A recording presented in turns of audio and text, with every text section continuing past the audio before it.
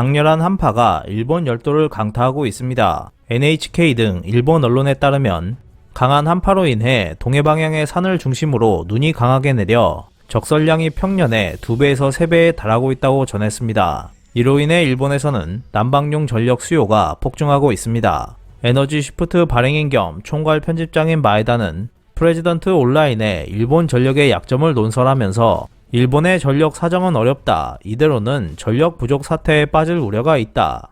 탈탄소는커녕 40년 이상 된 노후된 화력 발전에 의지하지 않을 수 없는 것이 일본의 현실이다 라고 말했습니다. 세계로 눈을 돌려보면 최근 중국이나 인도 등이 전력 위기에 빠지고 유럽에서도 LNG 공급 부족으로 전력 위기가 발생했습니다. 이러한 일련의 전력 위기는 2021년 세계 트렌드가 되어버렸습니다. 이러한 와중에 일본 역시 예외는 아니었습니다. 일본에서는 지난 2020년 겨울에 LNG 부족 등으로 전력 부족 사태에 빠지면서 전력 도매 시장에서 전력 가격이 폭등하는 현상이 발생했습니다. 그로 인해 일본의 여러 신전력 회사들이 경영 위기에 빠지거나 파산하는 사태가 발생했습니다. 이러한 위기를 겪었던 일본이 올 겨울도 어김없이 전력 부족과 가격 폭등 위기라는 구조적인 문제에서 헤어나오지 못하고 있습니다. 특히 이번 겨울은 10년에 한 번 찾아오는 강추위가 전망되고 있어서 일본의 전력 회사들은 노후된 화력 발전소를 가동하는 등 한파에 대비하는 모습을 보이고 있습니다. 탈탄소 흐름 속에서 재생에너지에 대한 관심이 집중되고 있는 가운데 일본의 전력 사정은 그 이전의 문제를 안고 있다고 말할 수 있습니다. 일본에서 LNG는 중요한 전력 원료로 사용되고 있습니다. 일본의 에너지 백서 2021에 따르면 2019년도의 전력 구성은 LNG가 37.1%로 가장 높은 점유율을 차지했습니다. 일본은 바로 얼마 전까지만 해도 세계 제1의 LNG 수입 국가였습니다.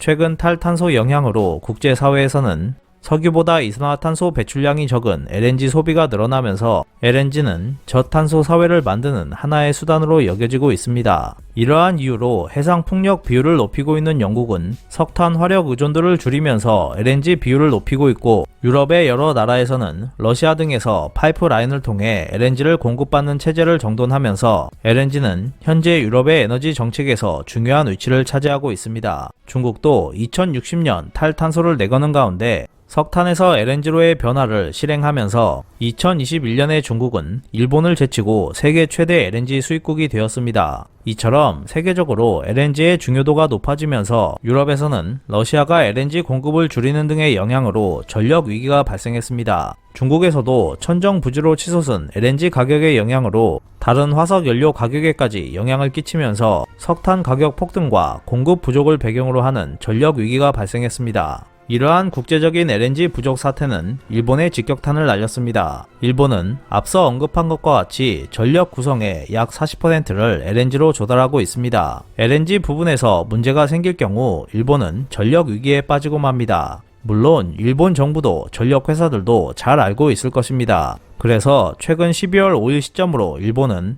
2020년 겨울의 경험을 바탕으로 LNG 재고량을 늘리고 있는 상황입니다. 언뜻 보기에는 문제가 없는 것처럼 보입니다. 하지만 여기서 뜻밖의 문제가 드러났습니다. 사태의 발단은 지난 11월 18일에 개최된 전력가스 기본정책소위원회에서 시작되었습니다. 호쿠리쿠 전력, 추우고쿠 전력, 시코쿠 전력, 큐슈 전력 등 4개 전력회사에서 연료 공급을 줄이는 연료 제약 조치가 여러 차례에 걸쳐 강제로 이행되고 있었던 것이 밝혀졌습니다. 연료 제약은 연료의 재고 부족 등이 일어날 우려가 높아질 경우 그 연료를 사용하는 화력 발전의 출력을 떨어뜨리는 것을 가리키는 지극히 변칙적인 대응입니다. 이러한 연료 제약은 11월에도 빈번하게 발생했습니다. 원인은 각각의 전력 회사마다 달랐겠지만 공통점은 발전량을 넘는 전력이 소비되고 있었다는 점이었습니다. 규슈 전력과 추우고쿠 전력은 10월 초에도 무더위의 영향으로 냉방 사용이 증가하면서 연료 제약 조치가 이루어졌습니다. 어쨌든 각사 모두 연료 재고 부족에 빠질 우려가 있었기 때문에 LNG 화력이나 석유 화력의 출력을 큰 폭으로 떨어뜨리는 대응을 취했습니다.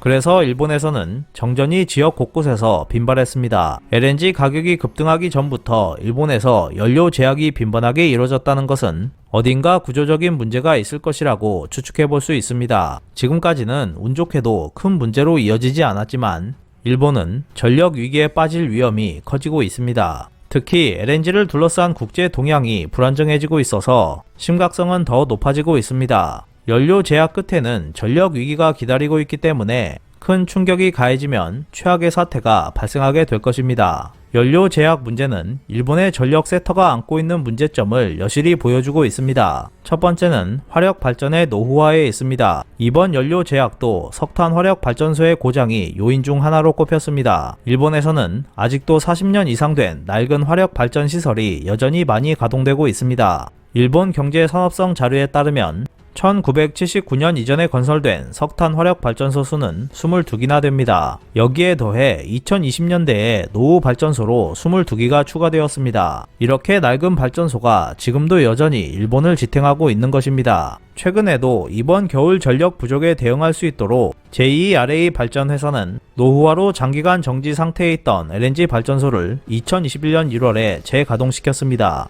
이렇게 낡은 발전소는 고장 위험도 상대적으로 높기 때문에 향후 전력 부족 사태는 충분히 발생할 수 있습니다. 두 번째 문제점은 LNG 그 자체의 특성에 있습니다. LNG가 부족하다고 판명되면 실제로 조달할 수 있을 때까지의 시간이 긴 특징이 있습니다. LNG는 기본적으로 장기 계약 위주로 돌아가기 때문에 조달하는 데 있어서 2개월 정도가 소요됩니다. 이 때문에 LNG 수요가 증가했다고 해도 LNG 공급망은 급변하는 수요에 대응할 수 없습니다. 그리고 LNG는 저장에 적합하지 않다고 하는 결점도 가지고 있습니다. 일본은 섬나라이기 때문에 LNG를 냉각 액화시켜 선박으로 조달할 수밖에 없고 이를 탱크에 저장합니다. 하지만 LNG는 서서히 기화해 버리는 결점을 가지고 있어서 석탄이나 석유에 비해 장기 보관을 할 수가 없습니다. 여기에 일본의 지역적 특성까지 더해져 일부 전력회사는 유연한 운용이 어려워 연료 제약이라는 대응을 할 수밖에 없는 상황입니다. 그리고 한층 더해진 추위로 일본의 전력 사정은 낙관할 수 없는 상태에 놓였습니다. 전력 공급 여력을 나타내는 값으로 예비율이라는 수치가 있습니다.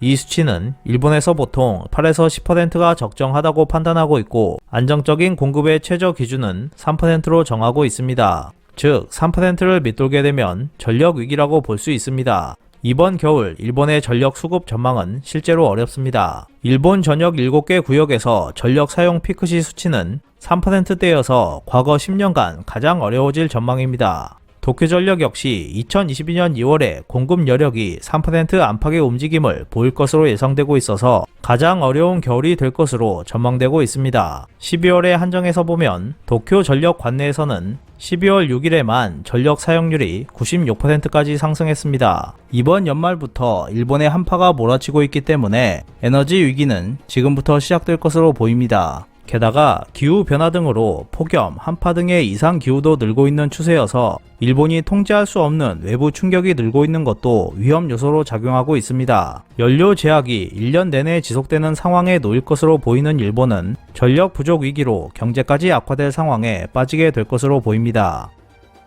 이상 피커TV였습니다.